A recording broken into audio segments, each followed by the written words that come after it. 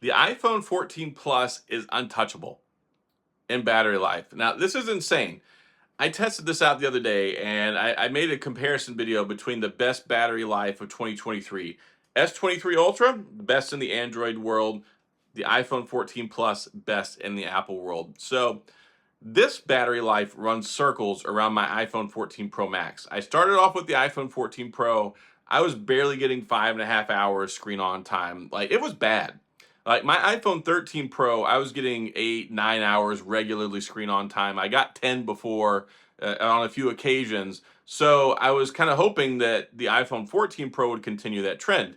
So I actually, when I last couple of phones, when it came to the iPhone 12, I went with the Pro. When it came to the 13, I went with the Pro. I don't like the big Pro Max because, quite honestly, sucker's heavy as all get out. So I don't really care for it. I just preferred the Pro. But then the Pro battery was so bad, I got the 14 Pro Max, and it did give me a little bit better battery life. Gave me about 7.5 hours screen on time, which is good for most people, right? It's better than we get with Android in most cases.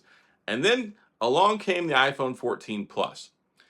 The battery life on this is basically unlike anything I've experienced before. So I used the phone 80% of the battery today. I got 12 hours of screen on time. That tells me this phone will go about 14 hours, and that's using it heavily with the screen on, right? So screen on time for a lot of people may not matter. Like if your phone gets you through the day and you never look at the battery life and you don't pay attention to how much you use the screen, might not be that big of a deal. For someone like me who is on their phone all the time, not just because I like to use my phone, but because I do this for a living. I'm continually on my phone. I'm checking YouTube Creator Studio. I'm checking YouTube stuff. I'm replying to comments. I'm looking at analytics. I'm doing stuff on Twitter. I'm sending business emails. I spend a lot of time on my phone. So that's why one reason it's been so frustrating for me with a lot of Android phones over the last few years is even though they've got 5,000 milliamp batteries, especially like the S22 Ultra, S21 Ultra, the suckers would die after like 5 hours of using them. So screen on time can be a very tricky metric because it also doesn't tell you what you're doing on the screen, right? If you're playing a video game, it's more intensive than just browsing on Facebook and Twitter. But for day-to-day normal usage, mixed usage, where I do a little bit of gaming, I do a lot of time, a lot of social media, a lot of Twitter, a lot of YouTube. For me, on average, I need more than 6 or 7 hours. Like six is like the baseline. So here was the big surprise I got. 80 hours, like 80, not 80 hours, 80% of my battery life used, 12 hours of screen on time. That's insane. Like I thought it was insane the other day when I used like 57% battery and I got almost 8 hours of screen on time.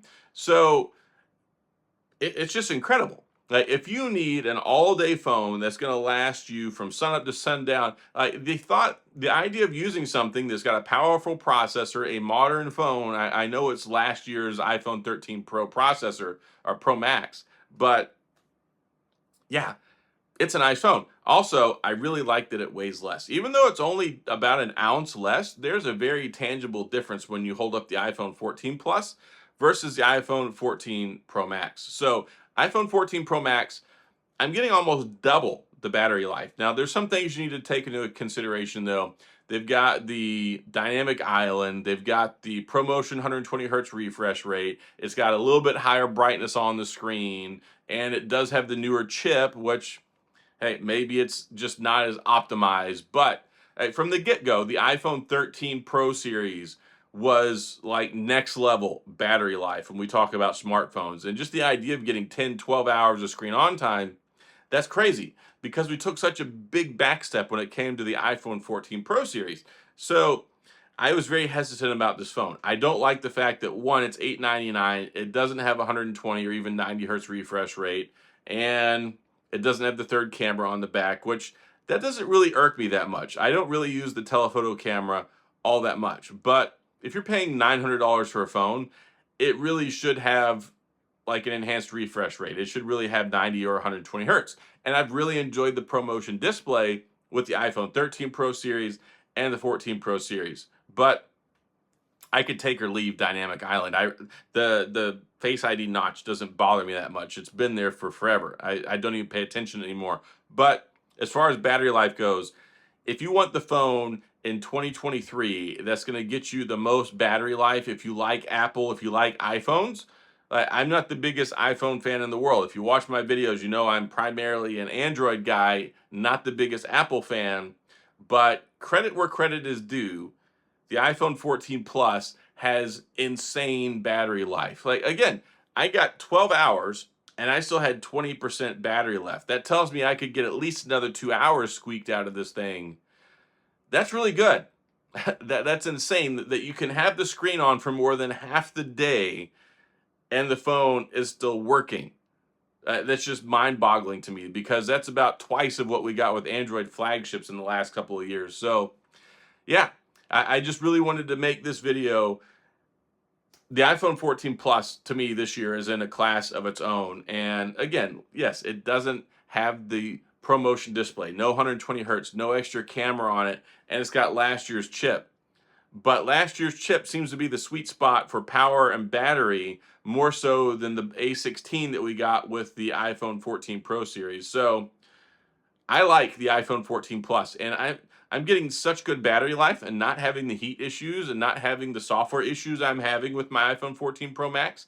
I've had so many software issues with my Pro Max ever since I got it, not having the issues with the iPhone 14 Plus. So I'm really not in a big hurry to go back. Like, I own both of them, but really on day-to-day stuff, the 120 hertz refresh rate is like the only real difference for me that I'm seeing.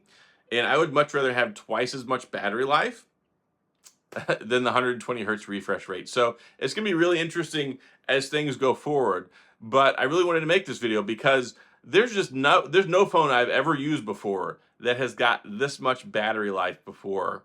And it really has been a nice experience using this. Again, if you have hangups on spending $8.99 to get a phone that doesn't have the telephoto camera and it doesn't have the macro photography capabilities, it doesn't have the 120 hertz refresh rate, it's still got the notch, it doesn't have the dynamic lonely island, as some people like to make jokes about it. Like, there's stuff that isn't there that I think probably should be there for a $900 phone. I make the same argument when it comes to the S23 Plus. I don't like it doesn't have Quad HD Plus. I don't like that it doesn't have the best camera. I don't like that it doesn't have macro photography. I don't like that it doesn't have the same caliber screen as the S23 Ultra. There's some give and take stuff, but if you've got a great option for a trade-in, if you're trading in a former phone that you had to get some good money out of it, if you've got a carrier incentive, there's a lot of ways that the iPhone 14 Plus can be very appealing to some people, and I see why. And I've seen other folks who have made videos about it saying that the battery life was just insane. And with how I'd been using my iPhone 14 Pro Max and just the battery life had not been like anything to write home about, I had my reservations about it. But I thought, you know what? Let me go ahead and give it a try. Let me go ahead and give it a try, see for myself.